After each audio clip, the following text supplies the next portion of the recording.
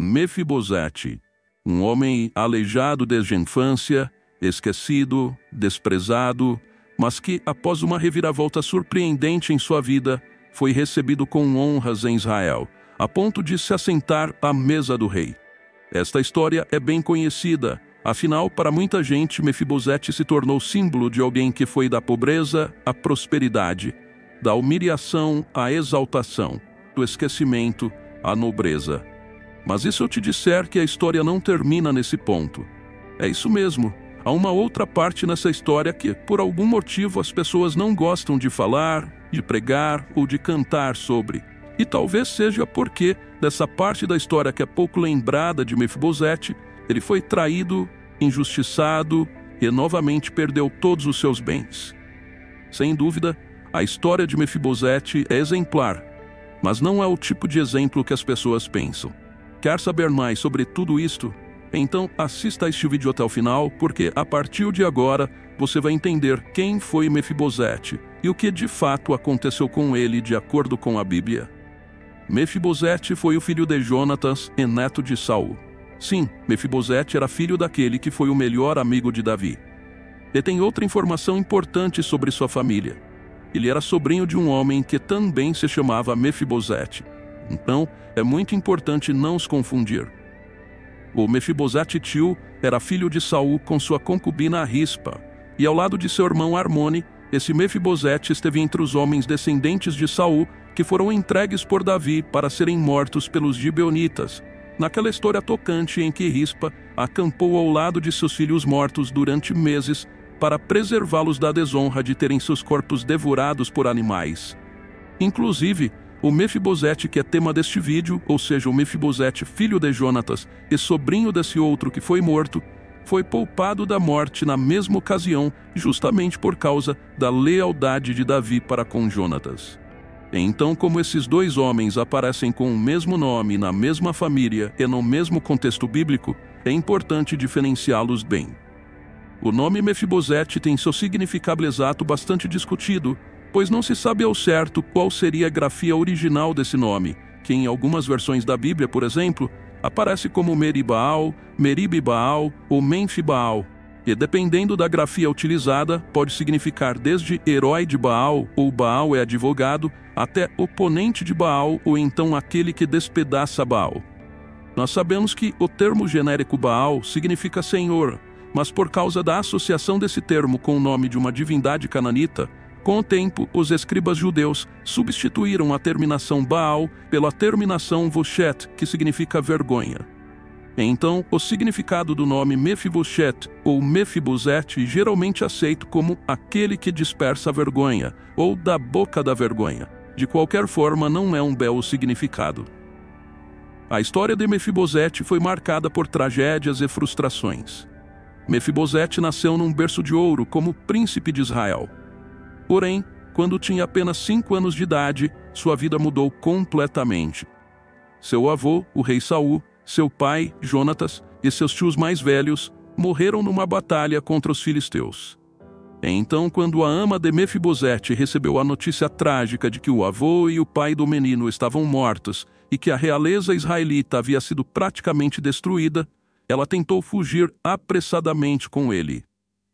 O desespero da ama de Mefibosete é compreensível, porque, conforme o costume da época, quando uma dinastia era devotada, a nova dinastia exterminava toda a linhagem real anterior para que não houvesse nenhuma disputa futura pelo trono.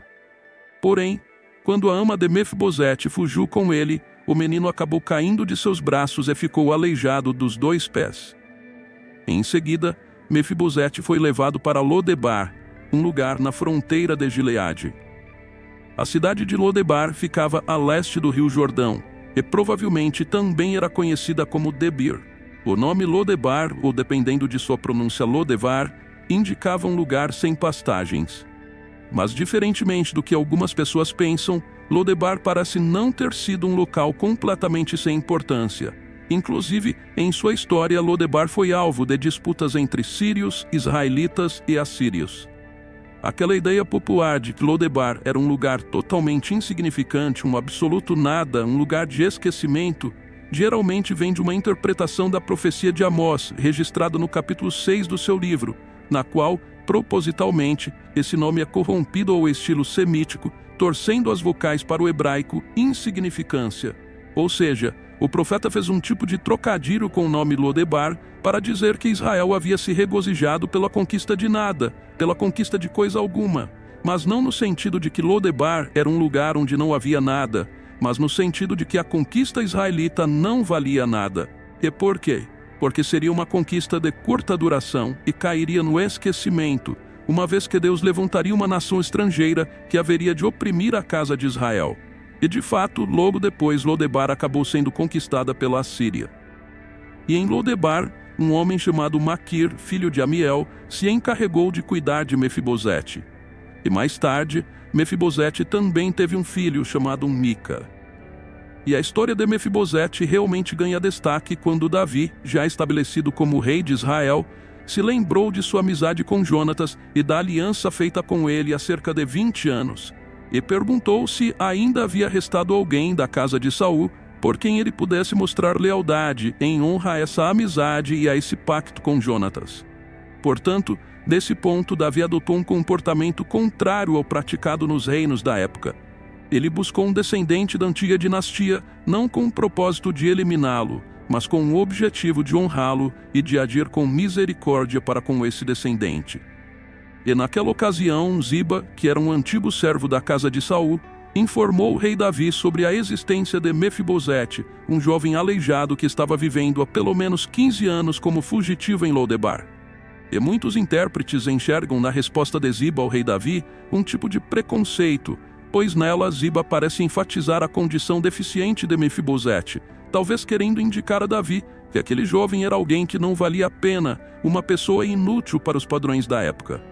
Seja como for, Davi não se importou com isso e imediatamente mandou que trouxessem Mefibosete de Lodebar. Essa atitude de Davi para com Mefibosete pode ser vista como uma figura da graça de Deus que alcança os pecadores. Deus age com misericórdia e bondade para com aqueles que são desqualificados, para com aqueles que nada merecem. Deus resgata pessoas que mereciam o juízo e a morte, e lhes dá uma nova vida em sua presença. Depois, Davi acolheu Mefibosete com honra, entregou a ele as propriedades de Saul e permitiu que ele se sentasse diariamente à mesa do rei. Além disso, Davi também ordenou que Ziba fosse seu servo. Porém, Ziba não era uma pessoa confiável, longe disso. No tempo da revolta de Absalão, quando esse filho de Davi tentou usurpar o trono do pai e forçou Davi a fugir de Jerusalém, Ziba se mostrou um grande traidor e oportunista. A Bíblia relata que Ziba foi ao encontro de Davi levando provisões e mantimentos que certamente seriam muito úteis naquele período difícil. No entanto, Ziba também se aproveitou para acusar falsamente a Mefibosete. Ele disse ao rei Davi que o neto de Saul havia ficado na capital porque cobiçava o reino e acreditava que retomaria o trono de sua família. E tudo indica que Davi acreditou na mentira contada por Ziba, pois resolveu dar a ele tudo o que pertencia a Mefibosete. É exatamente isso. Todos os bens, propriedades e riquezas que Mefibosete recebeu quando saiu de Lodebar foram entregues ao seu servo traidor. O que Ziba fez foi muito grave, porque naquele tempo, muitas vezes o fim de uma pessoa acusada de traição era a morte. E mais tarde, quando Davi retornou a Jerusalém depois da morte de Absalão, Mefibosete tratou de ir ao encontro do rei para se defender e provar sua inocência. E quando Mefibosete chegou à presença de Davi, o rei lhe perguntou por que ele não havia ido ao seu encontro. Então Mefibosete teve a oportunidade de relatar a traição de Ziba. Mefibosete contou que havia pedido que Ziba selasse um jumento para que ele pudesse viajar ao encontro de Davi, uma vez que ele era aleijado, porém Ziba o deixou para trás e arquitetou um plano para acusá-lo de traição. Inclusive, durante o período em que Davi precisou fugir de Absalão, a Bíblia registra que Mefibosete se lamentou por ele profundamente, conforme o costume da época. Isso significa que ele ficou sem lavar os pés, não lavou suas roupas e nem aparou sua barba. E essa foi uma atitude de clara fidelidade ao rei Davi, mostrando que em nenhum momento ele compactuava com o plano de Absalão e que jamais cobiçou o reino. E após escutar a versão da história dada por Mefibosete, parece que Davi acreditou nele, porém ainda assim propôs que os bens herdados por Mefibosete fossem divididos entre ele e Ziba, ou seja, Davi não lhe restituiu totalmente. A Bíblia não fornece maiores informações sobre o porquê de Davi ter tomado essa decisão. Alguns estudiosos sugerem que talvez o rei não estivesse disposto a convocar Ziba a prestar contas de sua traição. O motivo para isto pode ter sido o estado emocional fragilizado em que Davi se encontrava naquele momento. Outros intérpretes acreditam que Davi possa ter ficado inseguro quanto à veracidade da explicação contada pelo filho de Jonatas. Mas seja como for, o rei resolveu adotar uma posição neutra como resolução daquele conflito. No entanto, surpreendentemente, Mefibosete resolveu abrir mão de toda aquela herança. Ele deixou com que o traidor ficasse com todas as suas propriedades e mostrou que sua verdadeira preocupação estava concentrada apenas no bem-estar de Davi. Nesse ponto, a declaração de Mefibosete Davi mostra o tipo de caráter que ele tinha. A Bíblia relata que Mefibosete disse ao rei: "Deixa que ele fique com tudo, agora que o rei, meu senhor, chegou em segurança ao seu lar." Apesar de a história de Mefibosete ser muito conhecida através de sermões e pregações, poucas vezes essa história é contada corretamente. Infelizmente, as pessoas se lembram da história de Mefibosete apenas nas pregações sobre prosperidade. Sim, claro, é fácil pregar sobre o homem aleijado e desprezado que foi tirado do esquecimento para receber uma herança real. É fácil falar sobre o homem que de repente recebeu uma posição privilegiada na corte de Israel e pôde se assentar à mesa do rei. Difícil parece ser pregar sobre o mesmo homem aleijado que, tendo sido traído por seu servo, ainda que sendo inocente, se viu obrigado a dividir sua herança com o servo traidor. Para muita gente é difícil pregar sobre o exemplo de alguém que permaneceu fiel mesmo quando foi injustiçado, prejudicado, mesmo quando tudo deu errado em sua vida. E não apenas isto. Mais difícil ainda é pregar sobre sua atitude abnegada. Ele abriu mão de todos os seus bens materiais e não se importou que seu inimigo pessoal ficasse com tudo que era seu. Realmente, a história de Mefibosete traz importantes lições. No entanto, definitivamente o foco dessa história não é sobre prosperidade, mas sobre o caráter de um homem justo que, apesar das tragédias e dificuldades, permaneceu fiel aos seus princípios. Para ele, o que realmente importava não eram as riquezas pessoais, mas o fato de que o rei escolhido por Deus havia voltado à sua casa. Mefibosete não colocou seus olhos nas coisas terrenas, mas colocou seus olhos no propósito soberano de Deus para o seu povo.